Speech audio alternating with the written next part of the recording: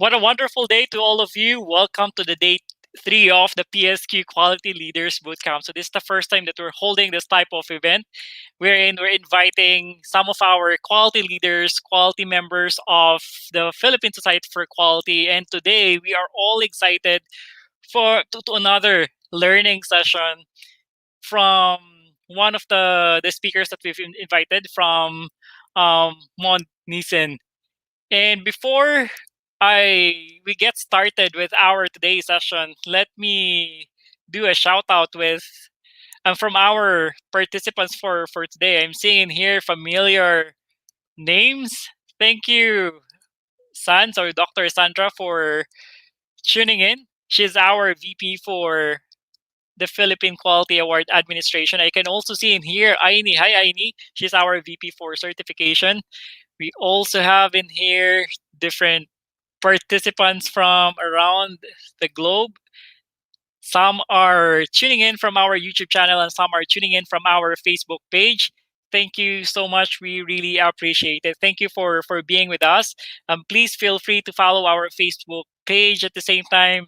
Subscribe to our YouTube channel. So we'll be uploading more content like in the next weeks to come so that you'll be notified whatever it is that we'll be uploading in our channel or any webinars that we'll be holding going forward. Oh, thank you so much for tuning in. JG or Jan Garcia, our VP for administration of PSQ. Thank you so much. HMOM79, one of our Suke participants. Thank you so much for joining. Let me start our day 3 of the Quality Leaders Bootcamp with this specific quote.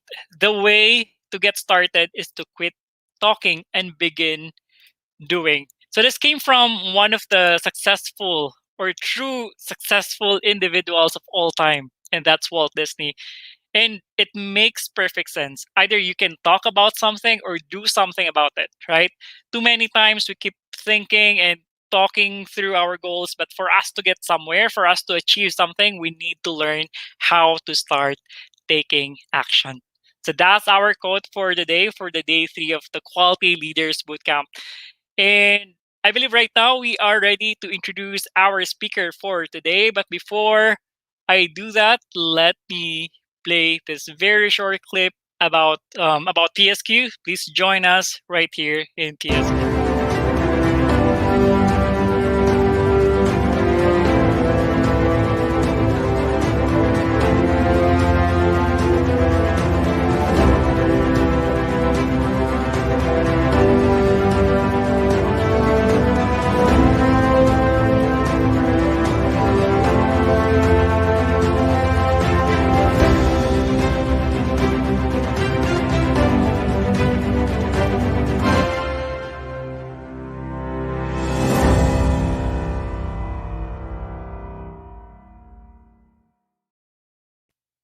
Again, we are live on our Facebook page and in our YouTube channel. Please share with us your questions or views while we're doing the interview session with our speaker for today.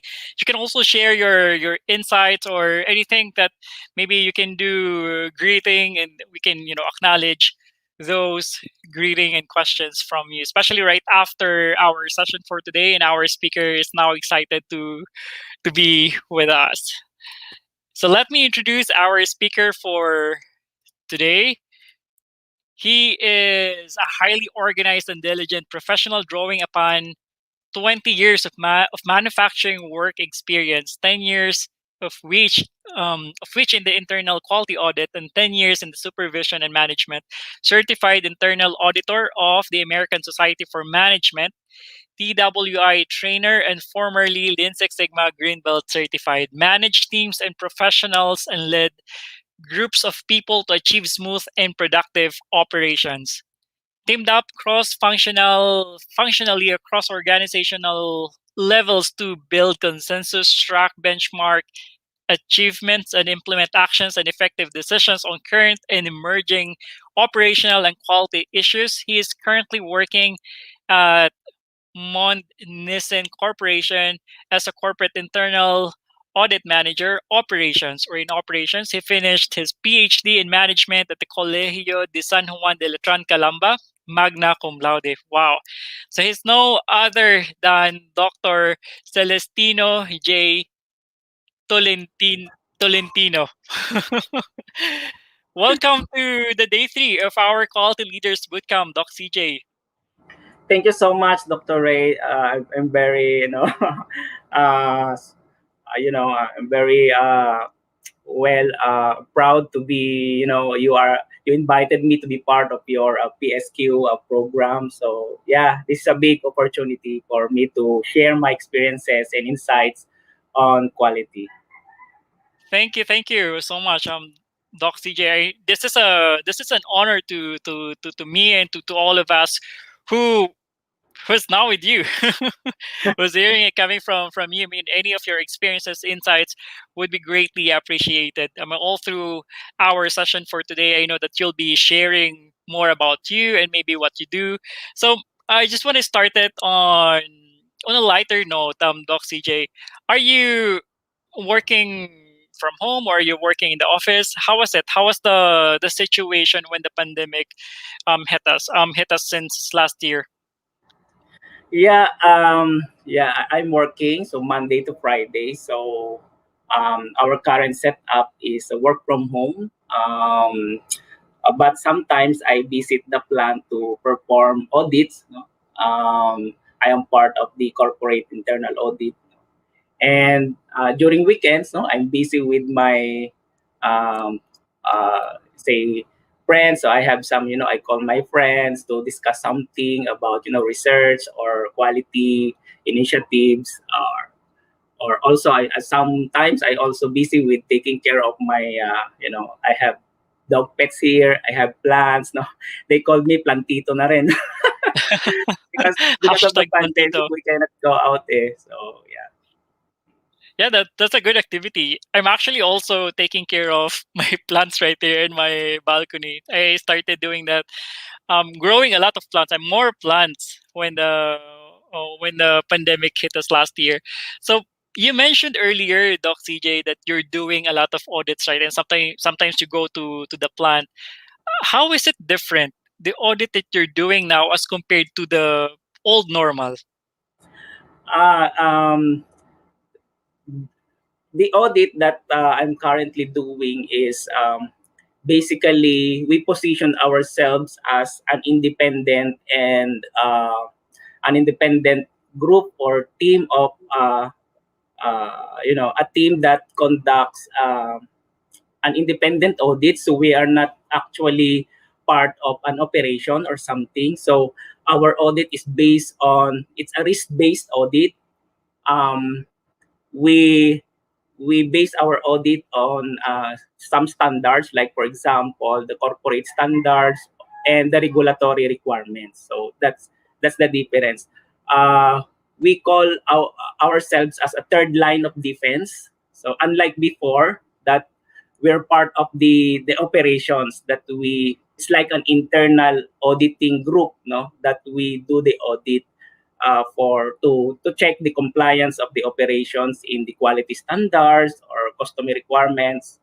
But for now, it's different. It's like a risk-based audit, and yeah, we base our audit on the regulatory requirements of the government, uh, the corporate standards, or sometimes the ISO standards. So this is a more a bigger responsibility. So in terms of auditing, yeah.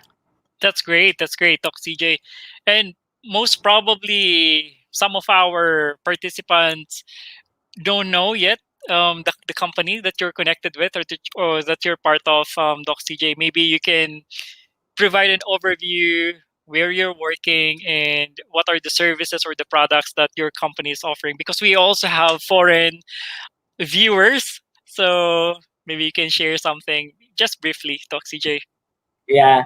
So I'm currently connected with Monde Nissin Corporation. So if you buy Lucky Me noodles, so we are the one who manufactures that product. So we bring good food to tables around the world, and we've been operating for more than 40 years already. So yeah, if you our unwavering commitment is uh, reflected on our success of the iconic brands. No, that's last example of the product that we manufacture is the Lucky Me noodles, the pancit canton, the biscuits like sky flakes and pita crackers. So those are the products that we manufacture in Monde Nissin. Wow, that's great. That's great. Um, it's closer to my heart, especially the Lucky Me. It's because one Yeah. of my brother's names is actually Lucky, and it was derived from that Lucky Me. So um, it's a great brand. It's a great brand. I can say. Doc CJ, you mentioned earlier, right? Or you shared earlier, Doc CJ, some of the things that you're doing as a manager in Monde Nissin. Maybe you can tell us something about. Are there anything else that you're doing? I mean, in your role currently, and how does it impact the overall attainment of the goal of Monde Nissin?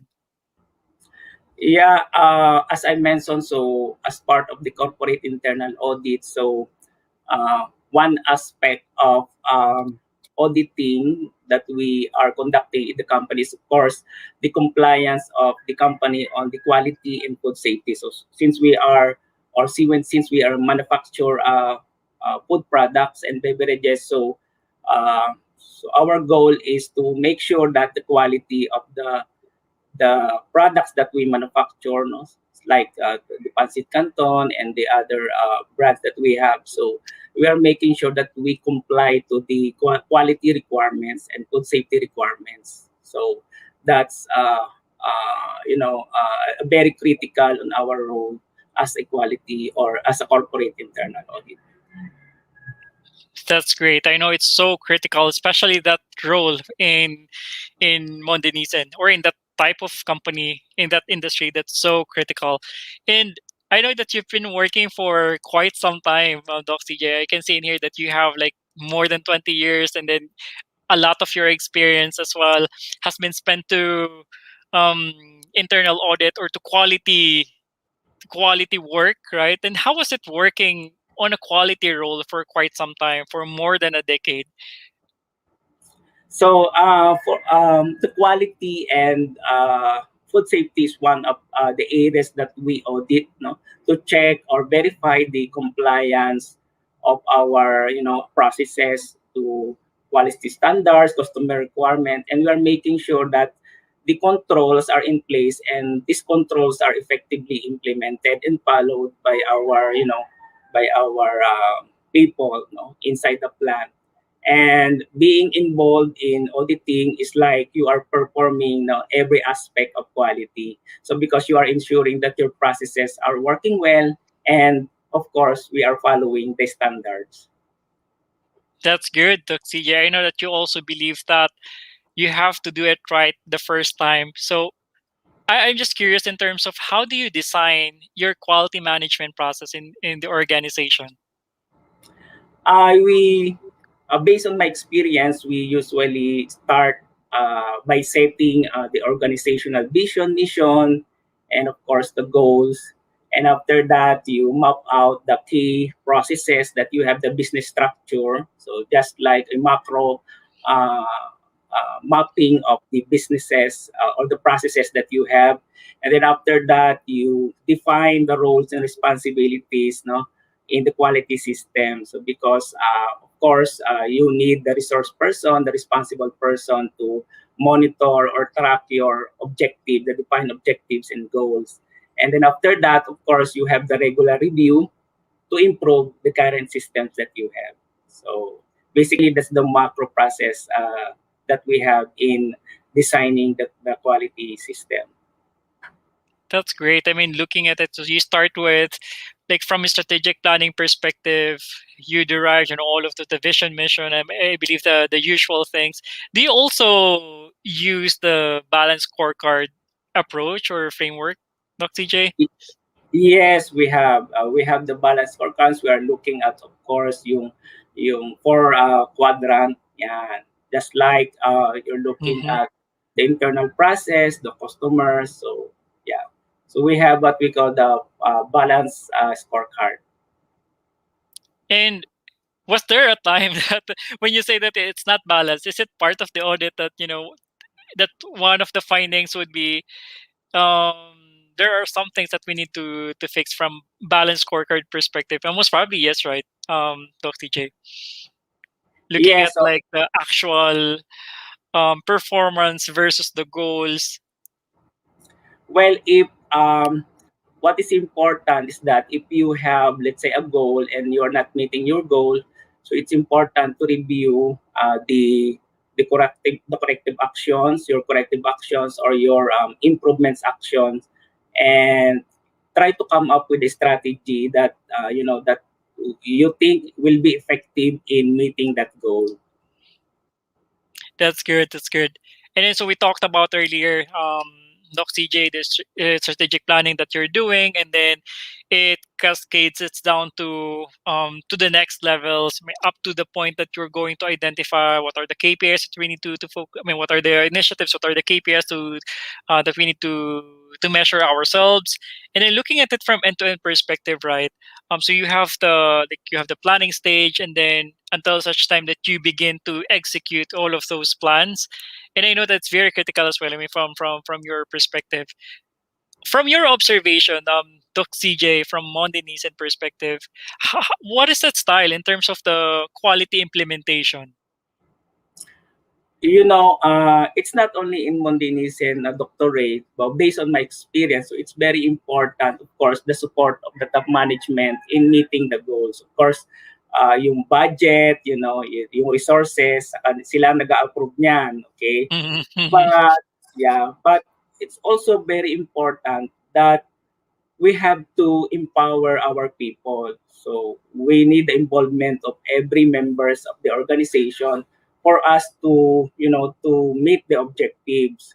So in my experience, so we form a small group activity, something like that, or quality control circle teams, the Kaizen teams, that help us to create projects, implement projects that eventually can lead to support the goals of the company. So that is very important kasi yung ideas nanggagaling sa mga tao. So and we if their ideas are brilliant, and that there's something that we can get from them, then yeah, we help them to implement that their suggestions and uh, improvement actions. So yun kasi yung natutunan ko, that's very important, really Dr. Ray. listening from really listening from the feedback and inputs coming from the employees. And I know that I would agree with that, Doc CJ, that the ideas coming from the employees are so priceless, and they're actually expensive. That's why sometimes we do incentivize our idea generation programs in our companies, in our organization. I'm just curious, by the way, Doc CJ, is the quality circle in Monde Nissin still alive? You're still going, doing it, or it has evolved into something else? Since we are inclined or engaged with the manufacturing of food, so what we have right now is like a HACCP team, a HACCP team. Mm. The HACCP team is hazard analysis in critical control points. So they are the one who see that processes are compliant with our quality requirements, and making sure that if there are issues, then uh, you know uh, a proper solutions will be implemented to mitigate or prevent the problems from occurring or reaching to our customers. Thank you. Thank you for that, Doc CJ. I can see in here like a couple of questions from our Malaysian participant, but we can entertain it right after our conversation. Just to our audience for today, please keep on sharing your insights. Please keep on sharing your questions, so we'll be answering those questions right after our conversation. So this time, at this point in time, Doc CJ, this is my question to you. In terms of your greatest accomplishments, I mean, from quality implementation perspective, do you have like any successful projects that you want to share to us? maybe that you can highlight. I don't know what is a specific project, but anything that you can highlight that you feel that you are so proud of that accomplishment. Yeah, I've been part of the Kaizen team before in my previous companies. No, we are doing projects, quality control circle projects, Kaizen projects. So, and we've been able to have something like a project that is we're able to compete outside because of our project. That's because of the team, the collaboration of the team. So, and we that time nag-champion kami because of the projects that we did Wow! all the time. Congratulations! That was a long time ago already.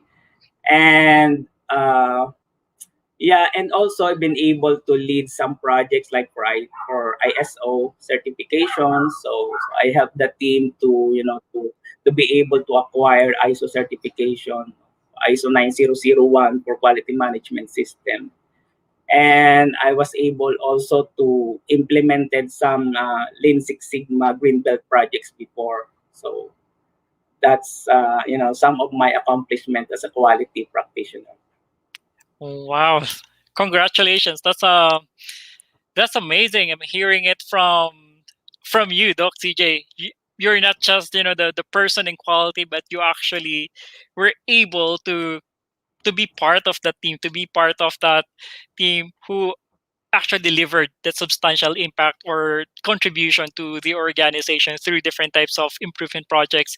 And right now, speaking of accomplishment, I'm before we proceed our session for today, Doc CJ, I just want to share to all of you our winner for, I believe this was sometime in 2016, our Quality Manager of the Year award. And to all of you who want to nominate someone, to nominate a quality leader, this is the time that you can do that. It's still open in terms of the nomination for the Quality Manager of the Year award. So we'll be playing this very short video and then we can proceed our session for today, Doc CJ. Okay.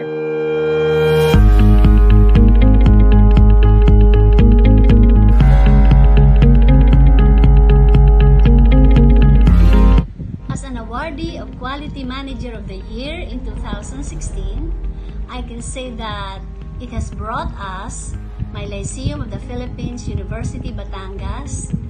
It has brought to us a culture of quality and excellence. By quality and excellence, I mean that this culture has transformed us to be competent, committed, collaborative, and credible individuals who serve our customers with delights. Of course, Quality Manager of the Year is a prestigious award. It gives us better reputation and accolades. But for us in Lyceum, the best benefit is how we are able to transform ourselves because of this award. Every day, we strive to have this continuous improvement within us. Our heart is focused on making others, particularly our customers, of how to make them happy and comfortable. The best benefit, of course, is our desire, our innate desire to help others, particularly our customers, and how to make contributions to the community, particularly to our family members, and of course our country, as is the mission of LPU Batangas. So for me and the rest of the organizational members, the Lyceum of the Philippines University family, I think this is the best that we have derived from this award. We thank the PSQ for this award, and I hope that many others would take advantage of this. Thank you very much.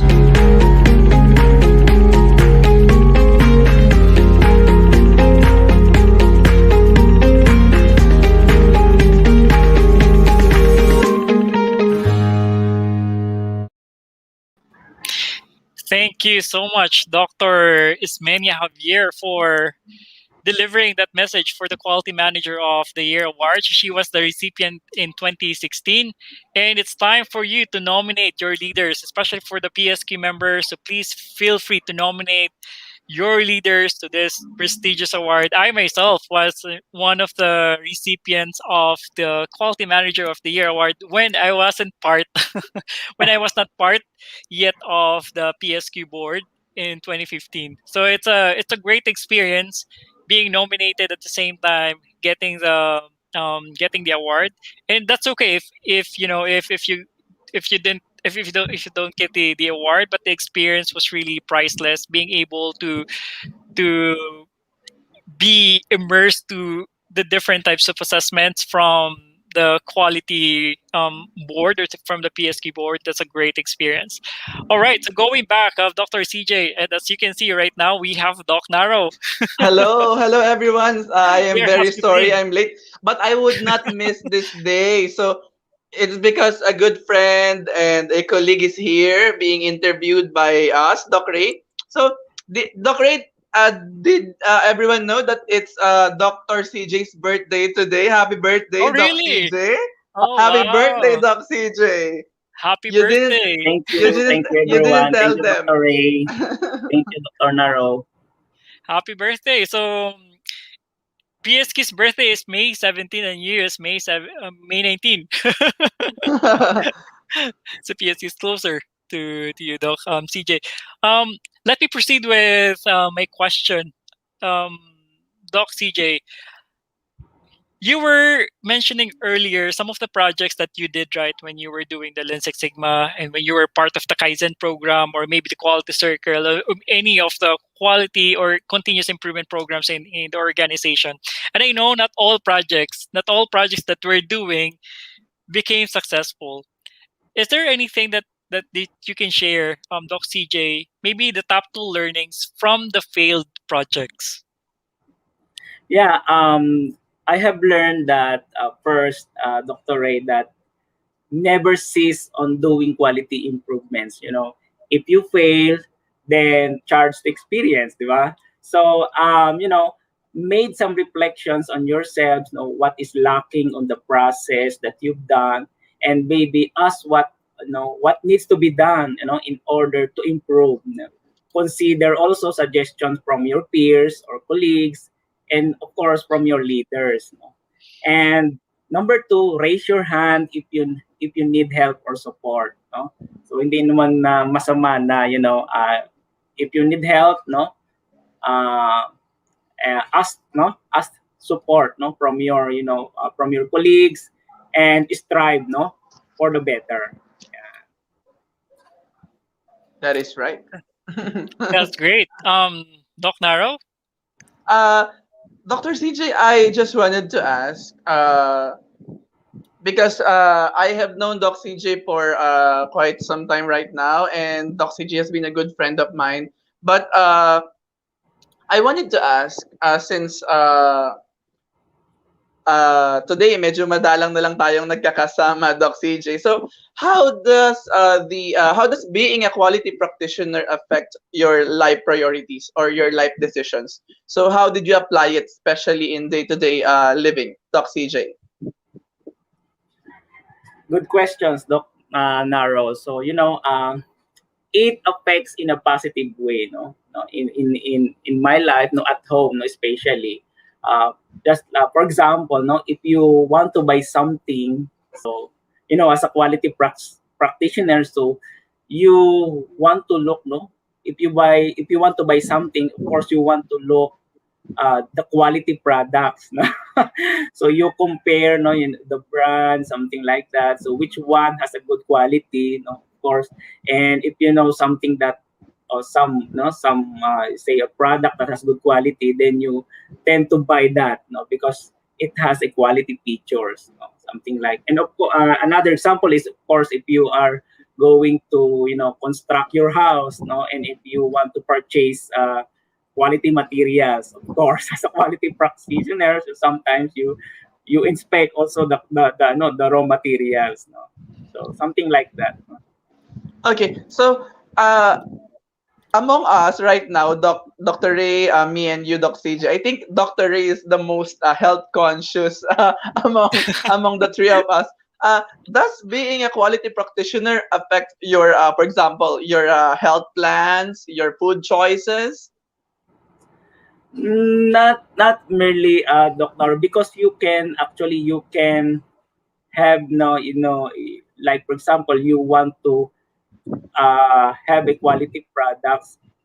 There's a lot of, lot of quality products, but it's affordable, so parang mura na, at the same time may quality pa. So maraming options, maraming sa market na ganyan. So for the food, mas maganda kung mura na, masarap pa, and we know that, so marami tayong mga choices diyan. That's a nice slogan, isn't it, Doc Ray? Mura na, masarap pa, isn't it, Doc Ray? Yeah, I believe that's innovation, Doc TJ, because sometimes you can get that on a higher price or expensive price, and it becomes costly because of that specific feature that it's so delicious, right? It's so yummy. But sometimes, but if you can do it in a lower price, and then you're so satisfied, right? You feel like it's heaven, or it's heavenly when you take that specific product, and that would be amazing. Like, say for instance, Yes. I'm definitely Doc Naro. I'm health conscious, and all of that you can think of. So I I do different types of exercises, and I really choose my food. But there's always that lucky me. I know that Monde Yes. Nissin that's one of the products. But sometimes I also do cheat, um, but not frequent. It's just sometimes, right? I mean,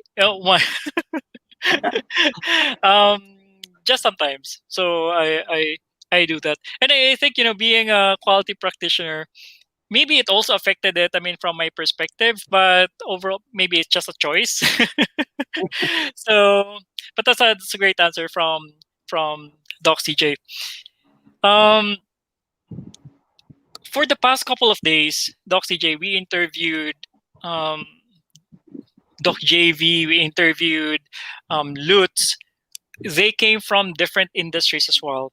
And then so we were able to ask them, so what is that specific quality tool that's closest to their hearts? And right now, I'm also curious, what is that specific tool that's closest to your heart, Doc CJ? Maybe one of your or two of your favorite tools that you're using since you've been through a lot of quality projects already. You know, as I mentioned, no, I have a lot of quality tools that I've learned from the past, so even up to date, no. Um, Actually, lahat naman closest to my heart, no. Kasi they are very useful, no. So I've learned about, from the basic 7QC tools, problem solving techniques like, 8 disciplines of problem solving, the root cause analysis, the why analysis. There's a lot actually of tools, no, that you can use, and up to the use of the MAIC, no, the MIC on Lean Six Sigma, no, the define, measure, analyze, and improvement control methodology. So there's also the FMEA, so the failure mode and effects analysis. That's a great tool in identifying the risk in your product or processes. So um, well, since I am an advocate, no, of continuous improvement, it's very important that we know the continuous improvement tools. No, we sometimes kasi even the basic tools, no, that kayang isolve yung problems. You don't need to apply an advanced tools because the basic tools can handle that. Ang importante naman is in how you think of a strategy or an improvement action to solve the problems. That's the important. That's why if you ask me what's the closest in my heart, so actually all of them are closest in my heart. It looks like, Doc CJ, that you're really an advocate. So you can be the ambassador of quality because I can feel it. Like you appreciate. You're a huge fan of all of the tools. I mean, from quality perspective, and I would agree with you because you mentioned that for you to have that appreciation with all of the quality tools that we have, you really have to understand it so that whenever that you have a problem, then you can always get what is that specific tool. Not necessarily mean that you have to choose the most sophisticated tool that's out there that's really complex. You can actually start from the basic tools, and these basic tools can actually maybe solve 80% of your problems most of the Yeah, time. great. Okay. Yes.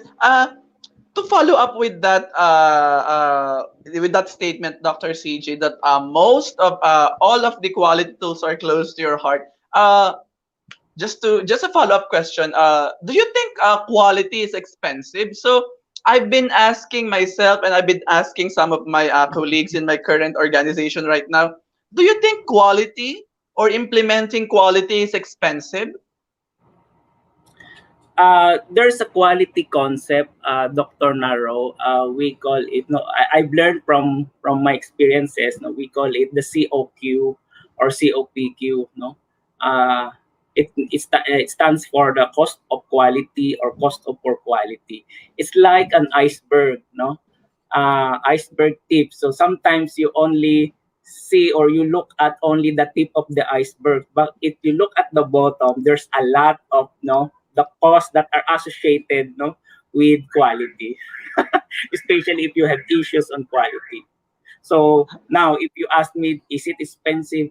Yeah, I can say it's expensive actually. No, but again, my advice is if you can think of an alternative no solutions or actions that it does not require too much money to implement something because that's why it's very important that we empower our people because the bright ideas are coming from our people. Yeah, the Yes. thank you Go for ahead, that, Dr. Doc Ray. CJ. What I can say on that question, Doc Naro, the bottom line is it comes with a price. If you want to Yeah. maintain some level of quality, it comes with a price, I and agree. that's a very good analogy, Doc CJ. The famous iceberg framework, Theory. right?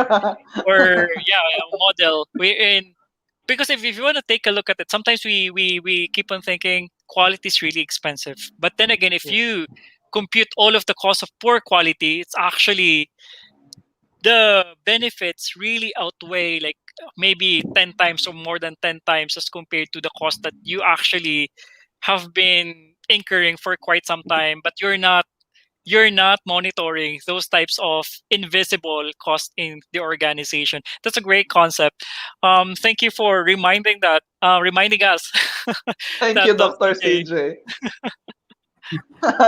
Okay, so Dr. CJ, next question would be what do you think are the attributes that a quality practitioner or an aspiring quality person must have? For the qualities of successful practitioners, so you have to have something like a leadership qualities. No? You will need uh, the leadership qualities that you can lead by examples to your subordinates. No? Especially if you are working with manufacturing, no? You can give directions no? And good decision maker, of course. And of course, you can also have the leadership qualities that you can share your experiences and knowledge on your subordinates. And also, you have to have knowledge on the organizational and planning. That's very critical also. And you are a good communication or a good communicator no, with your people, especially if you are implementing something and you need to meet an objective, especially quality objective. So it's very important that you communicate no, that goal or objective to your people.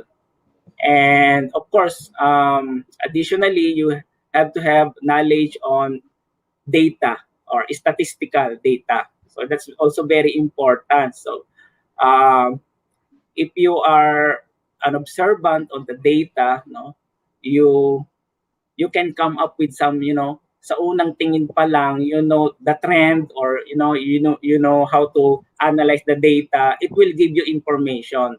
So it will give you something that you need to, implement an action or an improvement, no, or a better, a better action plans, no, to meet something or to meet your goals or objectives. And also, I can say that you have to you have to be equipped, no, with problem solving tools and techniques, and the quality tools and continuous improvement tools. That's very important. And lastly, of course, you have to have an industry knowledge or specific technical knowledge of your product. So uh, I think that's the quality of successful practitioners, quality practitioners. Okay. Wow. I think you mentioned already. For example, I think for those who are aspiring to become a quality practitioner, kindly make a checklist of what Dr. CJ have just mentioned, and you may want to practice those and eventually incorporate it in your respective CVs. Dr. Ray. it's it's mouthful actually. It's a lot. I was like, if I'm a if I'm a person who's aspiring to that role, I'll definitely feel overwhelmed, Doctor Doc CJ. There's just a lot of things that you need to what they call that, to possess for you to get to that position. But definitely, I would agree with you, Doc CJ.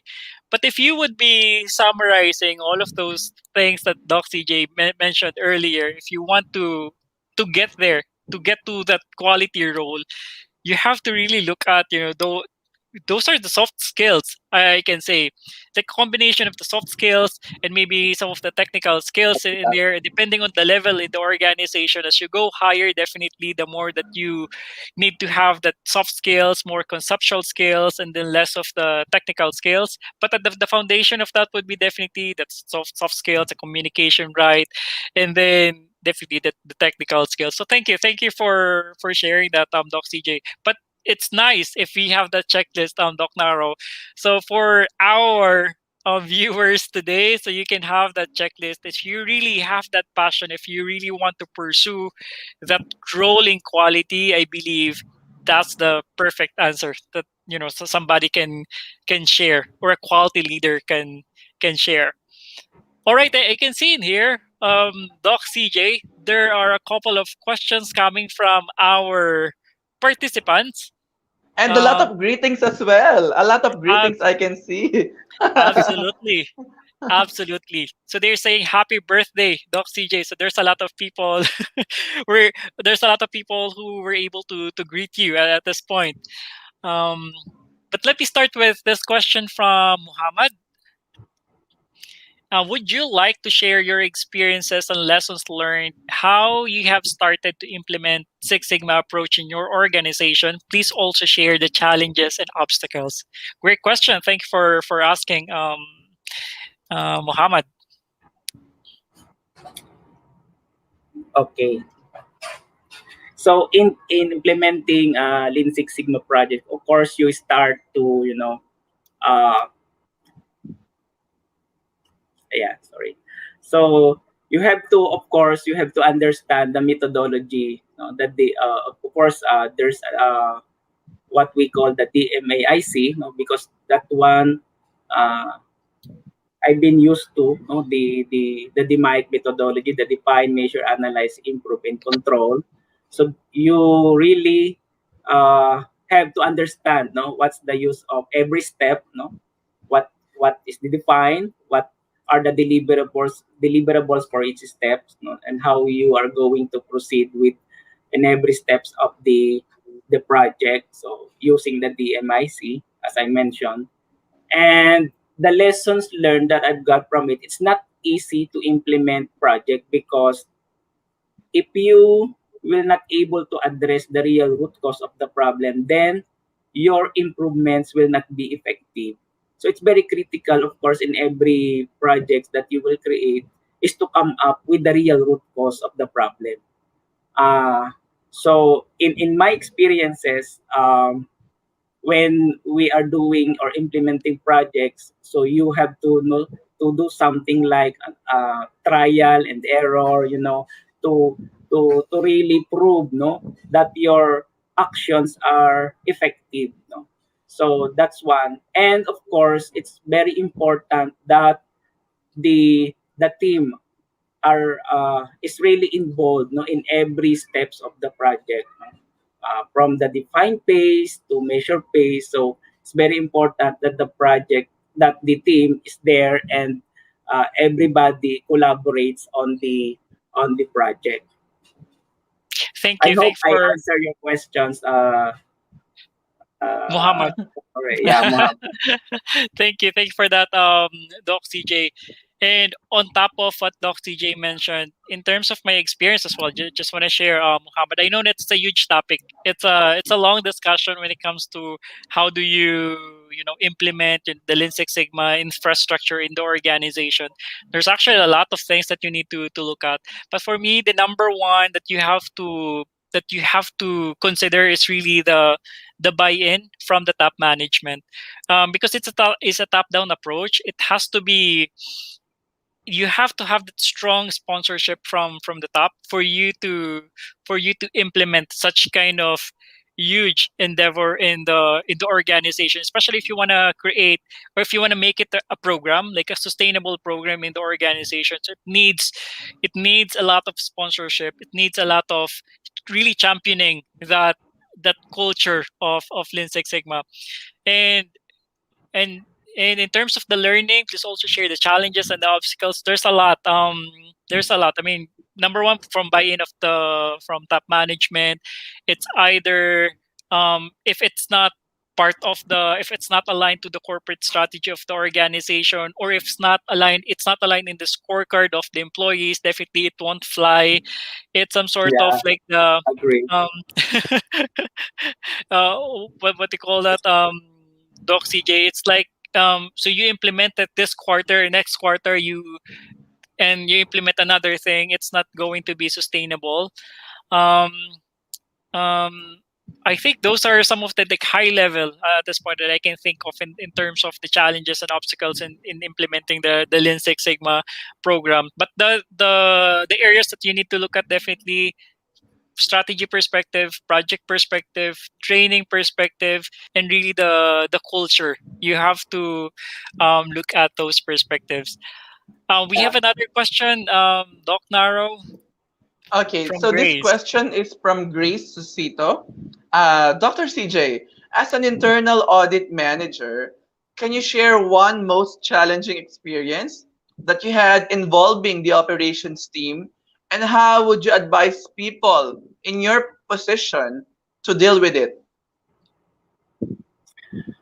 Actually, in the internal audit, so one of the most challenging experience, that I have encountered with the operations team. So, um, the number one is the schedule, no, because the operations is, it's very busy with productions, and it's very difficult for them to, to agree on the schedules because they have a lot of things to prioritize, no.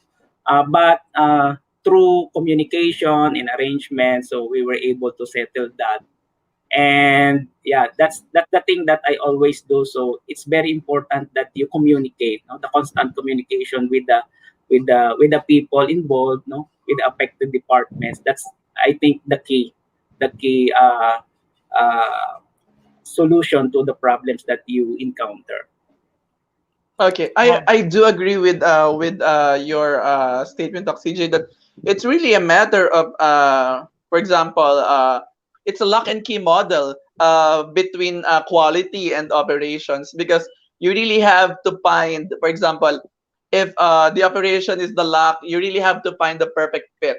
You really have to find the perfect key for you to unlock all the possibilities, so that the collaborative efforts of the two departments would be possible. Doc Ray. that's amazing.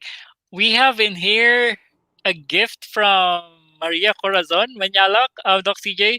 Um, she has a greeting, happy birthday, Doc CJ, but she also has a gift in the form of a question.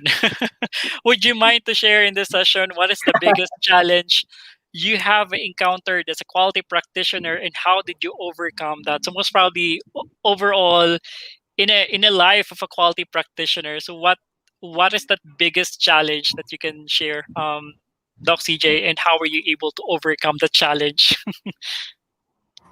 Yeah, I think the biggest challenge that I had encountered is to to get the commitment, no, of every team members in the organization, especially if you are implementing projects and you have a team that is cross-functional, so meaning they are coming from different departments. So you need to get their commitment, no, their dedication to support the project. Otherwise, the project will fail. Now, how did I able to solve that issue? So again, so through proper communication and if you need to do something like a team building or a gathering, a meetings, no, it will help. No, it will help that to remind them that you have the goal, that you have one direction to to meet that goal. Yeah. It looks like there's really an art, right? In dealing with people, in communicating with people, in working with people. So that's what I can hear from Doc CJ, and I can understand that you really getting the commitment from the people or from the employees is one of the challenging activities, right? So I know it's really hard. I believe so. There's another question in here, Doc Okay, Doctor. Naro. So from Muhammad Iqbal again. Oh, uh, would you, Dr. CJ, share some of the contents of your checklist developed for your organization to do quality audits? So, if you will be permitted, if you'll be permitted, if you'll be or if you will be willing to share some glimpse of your checklist in your own organization, Dr. CJ, are you allowed? I will ask, no? You can email me, Ayan. no? Just email me, no? I can give you some, some information or some steps, no, that we Yeah. do in auditing. Okay. But of course, I can give you a macro perspective of how we do the audit. Of course, we'll start with planning, and after that, we have the field work. Basically, the planning. I'll get back to planning. The planning is um, you try to understand the process. No? What are the specific, let's say, standards that the organization have. Something like, of course, you are gathering some information, no, from the processes, and then of course you try to uh, inquire to some, let's say, standards, regulatory requirements, something like that. You have to consider that, and of course the corporate standards, the policies and the procedures that they have, so you have to consider that also. That's under planning. And of course on field work, so that's the execution of your planning. And and of course the reporting, no? So in the reporting, so there's also something like a wash up meeting after the audit. You try to give your some observations, not necessarily a formal report, but you get back to the auditee and you told them that, yeah, hey, I have some observations, try to fix them, no? If the issue is very critical, or it's urgent, so they have to fix, no, while waiting for the formal report, so something like that.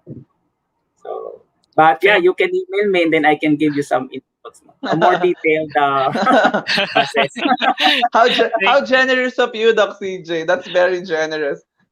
Doc Ray.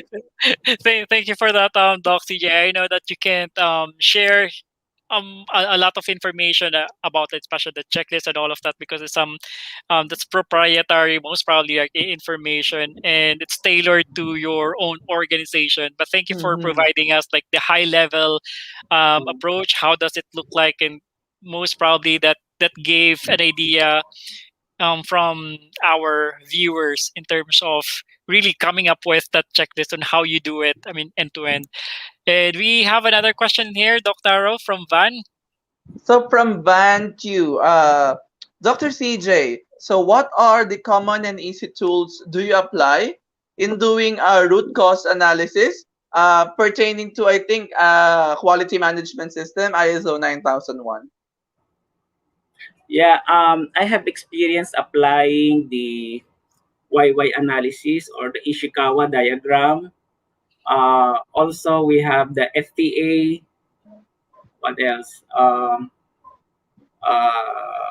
I think those are some of the the root cause analysis that I used in the past. No? Yeah, the YY analysis, the FTA, the Ishikawa diagram, or the fishbone analysis. So yeah, those are the common. Thank you for that, Doc CJ. We also have a question in here. It looks like this is the last question from Cherry Lou. Um, do you think there's a specific course in the academy right now that is a great foundation for a future QA practitioner?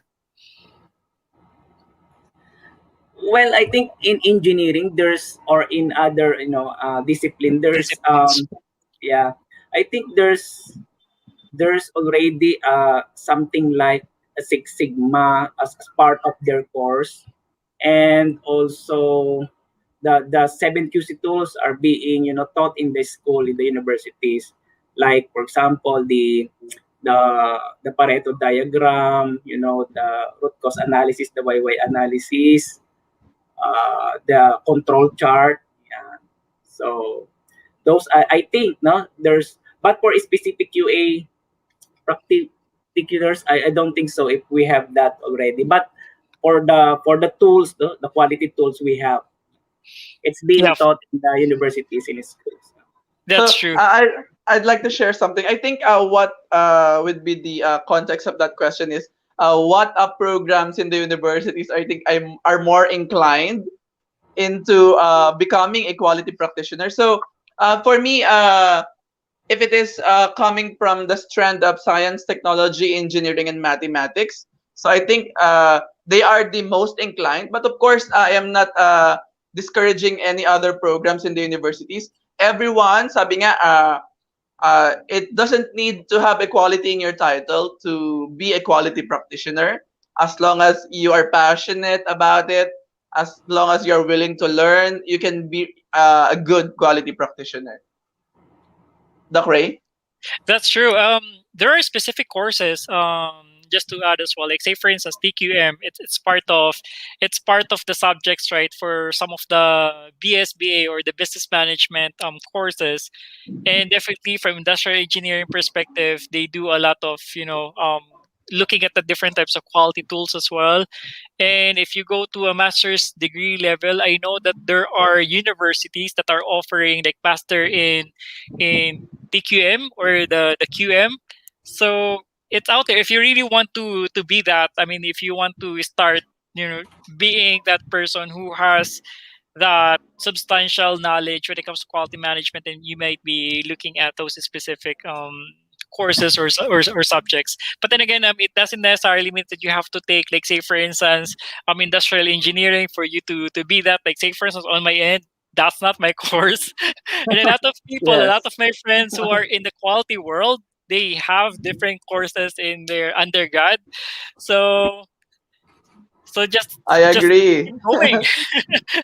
Just keep researching and involving yourself, immersing yourself to the quality realm. Especially if you want to be part of, say for instance, of PSQ, right? Be part of the community, be part of the network, and that will be one of the ways on how you get better as a quality practitioner.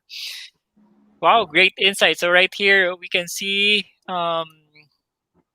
From Cheryl, great insights, Dr. CJ, Dr. Naro, and Dr. Ray. Thank you, Uh, Cherry Lou. thank you so much. We also have last one. By the way, Dr. Naro from Donabel. From Donabel Asuncion. Hello, Donabel. He's from Letran, Manila, Doc CJ. Mhm. Hi, Dr. CJ. I am curious if there is a standard form that we use in the conduct of monitoring of processes. Thank you so much. Okay. The standard is defined by the organization or by the quality department. Basically, if you are in the quality, we have if you are working with the quality management system, so you define the standards. So the standard is coming from the organization. Mm-hmm. Okay. All right, thank you. And then I can see in here from Muhammad. Yeah, we can share with you, Muhammad, the email of Doc CJ. We can connect you with him. Most probably, if you want to interview CJ or more information, then Doc CJ will be the one or will be the perfect person who can answer some of your questions or other questions. All right, so this has been a very productive session again, Doc Nara, for the day 3 of the Quality Leaders Yes, I Bootcamp. believe so. And Oh wait, Doc Ray. Somebody just asked me for a shout out, I guess. So I'd like to greet some of our friends okay, in Laguna right now, where Doc TJ is also.